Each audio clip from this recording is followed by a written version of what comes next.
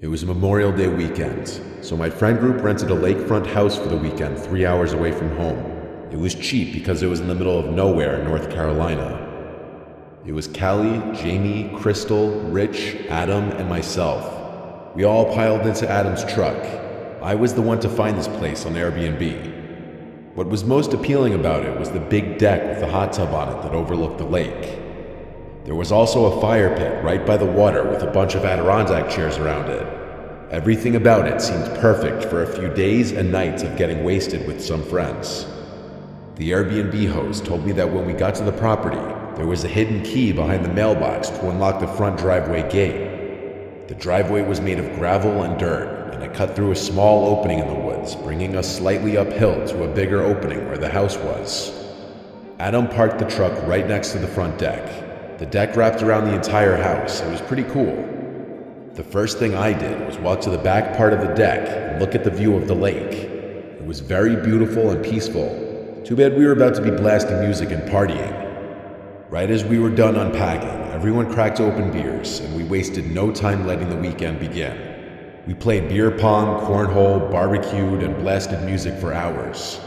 We were really loud because, as far as we knew, this was the only house around here. It's not like there were any nearby neighbors to complain. The phone connection out there was very spotty, so we really were just living in the moment, socializing with each other, not distracted by social media and whatnot. As it was getting darker and we were sitting by the fire pit, we all got startled when a voice came from the edge of the woods.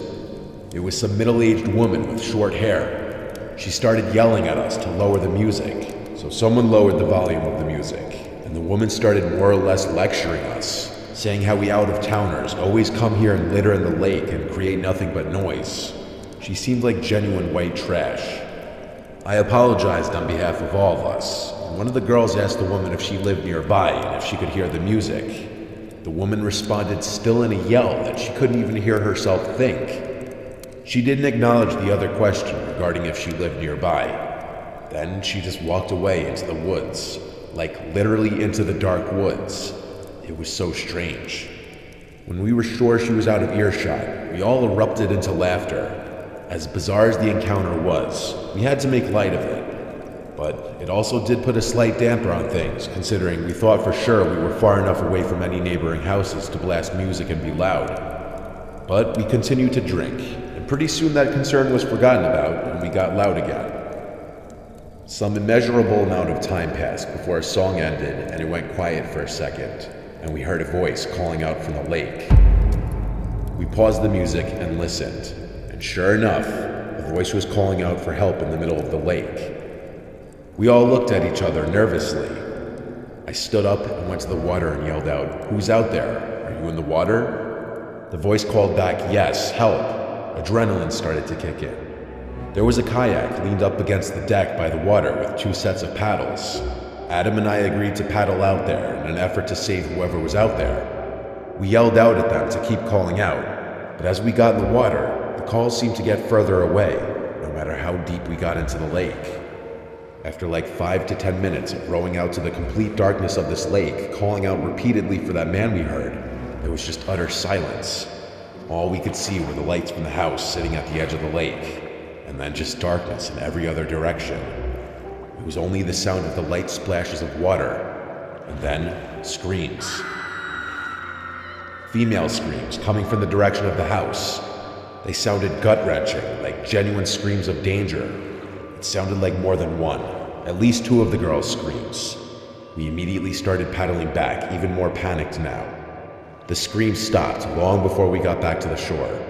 We screamed out for our friends, but we checked inside and outside of the cabin, and all 4 of them were gone, vanished without a trace. We tried texting and calling them, but we had no bars, of course. Adam's truck was still there, so we took it and drove up the road, looking for the nearest neighboring house, and we found it. A similar opening in the woods that led up a hill and onto a property, where we saw a house with the lights on. We went to ring the doorbell multiple times. No one ever answered. We went to look through one of the windows in the front, and what we saw sent chills up my spine. We could see clear as day into the living room. There was a lamp on in the corner, and in the middle of the room, somewhat close to the window, was that trashy woman we saw who came and yelled at us before. She was standing still, doing nothing, just facing the window looking out at us. She had a borderline angry-looking expression. We yelled asking for help, but when she wouldn't move, we were too creeped out to stay there and left. As we got back in the truck, about to drive to another house, my phone started vibrating, and it was Rich calling me. Thank God. I picked up and asked where they were, what happened, but I could barely get a word in, as Rich said there were 2 men with axes in their hands, wearing masks over their heads, walking towards them out of the woods, hence why the girls screamed, and they all ran away down the road. One of them was currently on the phone with 911, and they were waiting it out in the woods right on the side of the road. It wasn't long after that the call disconnected, and I wasn't able to reach him again. So we waited on the side of the road not far from the house, and when we finally saw flashing lights coming down the road, we waved them down and asked them to help us find our friends first. So we drove up the road until we saw our friends come out from the woods waving their hands. We scooped them up and followed the police back to the house. But here, we collected all of our belongings, as Rich and the girls all frantically recounted what they had just went through. The Airbnb was oddly enough not broken into from what it seemed, and none of our stuff was taken. There was no sign of any men with axes. We also told of the cries for help in the lake, which I believe prompted a search team coming to the scene, but by then we were already long gone out of that place. We never looked back. After much persistence and battling with Airbnb and the host, we got our money back for the stay. Well, most of it. None of us could ever figure out this situation. Like if it was all a trap, if the calls for help from the lake were linked with the men approaching the house with the axes, if that woman was also affiliated somehow with this. Was it just to scare us out of there, or were they really going to attack us? I don't know, I don't care. I just don't do remote places anymore after this, and I know the girls won't ever either.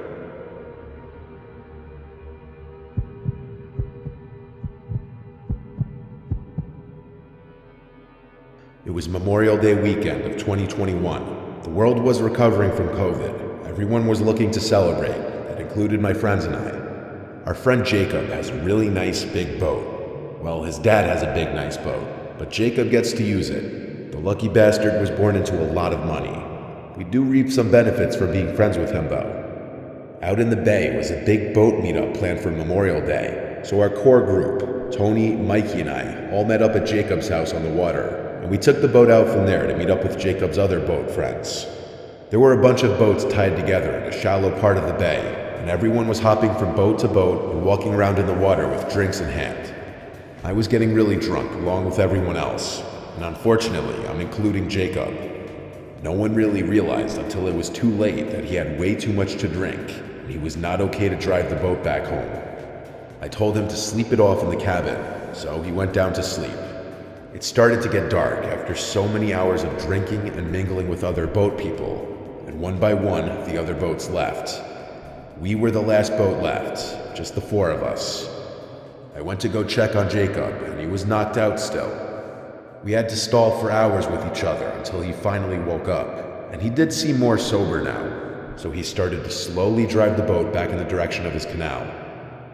On the way, we noticed the lights of another boat seemingly following us. Jacob started freaking out, thinking it was the Bay Police. He didn't want to do anything suspicious like speeding up or slowing down, anything that might draw attention, so we kept our speed steady. We made it to the canal, and he lives about 5 minutes up the canal. The boat behind us was still following us up the canal. Jacob was really starting to freak out, worried he'd get a DUI and lose his license, and of course his dad killing him. The canal's a no-wake zone, so we had to slow it down even more as we went down the canal. The boat behind us was catching up to us. At this point, we were fully expecting the boat to be a police boat. We started discussing a story to stick to, that we took the boat out and just hung out on the bay. We started hiding all the beer cans, ready to lie completely about having had any beer. We got to Jacob's dock, and he looped the boat around to align it next to it. He did it pretty smoothly for someone who was intoxicated. The boat that was tailing us the entire time approached, and as it began to pass us, we realized it wasn't a police boat at all. It was just a random boat. And Jacob said out loud, "Who the f*** is this?" He knows everyone on his canal, and he said he'd never seen that boat. As it directly passed us, we saw 3 men standing on the back of the boat looking at us. It was honestly in a very aggressive way. Jacob taunted them and said, "What?" None of them responded. Their boat passed us, and they continued to watch us. While we were all relieved it wasn't the police, Jacob was now nervous as to why they followed us all the way down the canal, when they don't even live on this canal. I said perhaps it's someone visiting a friend's house for Memorial Day, and he reluctantly agreed and said could be. He tied up the boat to the dock, and we helped the best we could. He said he'd clean it tomorrow. We all went inside of his house. His parents weren't home this weekend. He had the place to himself, so we suggested throwing a last-minute pool party. But it was already like 10 o'clock, and there wasn't really any chance of throwing anything big that last minute.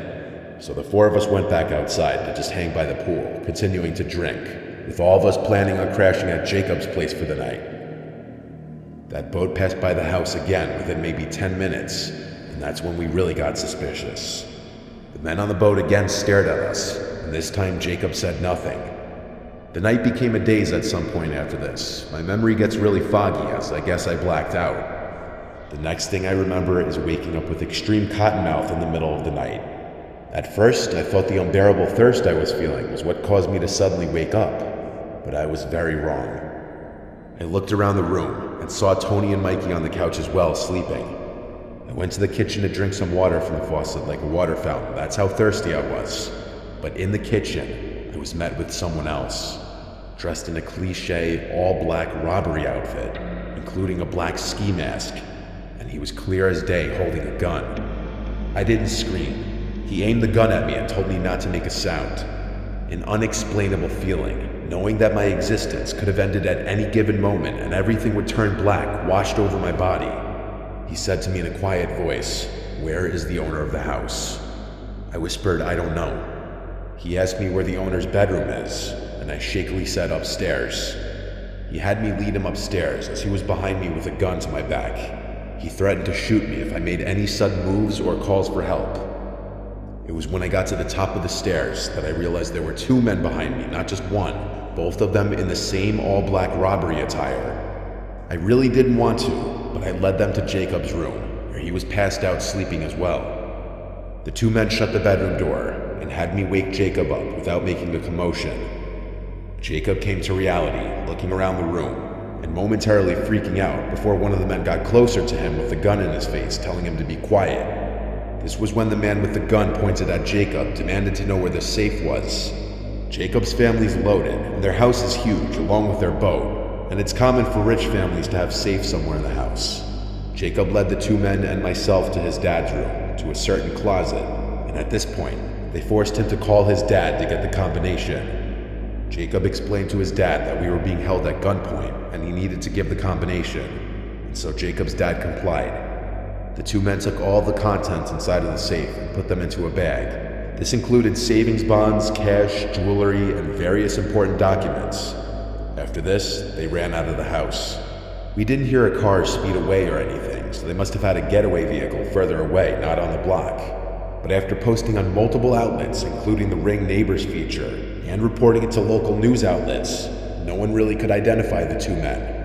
I think it's fairly safe to say those men on the boat followed us to find out where Jacob lived, since it was a very nice boat, and they must have seen potential dollar signs. I'd never been so scared in my life. I actually could have been killed if I made one wrong move.